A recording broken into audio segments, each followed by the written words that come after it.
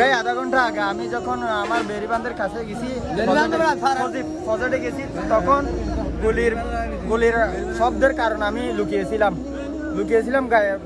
বেরিবানের নিচে লুকিয়েছিলাম। তখন আমার পাশ দিয়ে একটা বুলেট আমার পায়ের তলা দিক দিয়ে চলে গেছে, মাটি করে একদম মানে ঢুকছে যে ছোট করে, বের হয়েছে বড় করে। তারপরে এরপরে আমি এটা খুঁজার পরে আমি বুলেটটা পাইছি। আপনি কি অল্পের জন্য রক্ষা পেয়েছেন? অল্পের জন্য আমার পায়ের তলা থেকে গেছে আর কি। কিন্তু আমার প্রজেক্টটা হলো বাড়ির পাশে, আমার বাড়ির আঙ্গিনায় পরে এই বুলেটটা পাওয়া গেছে।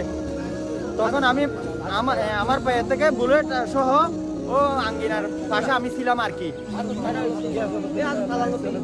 এখানে মিয়ানমারের সেনাবাহিনী, আরকান আর্মি সবগুলা আমাদের প্রজেক্টে চলে আসছে।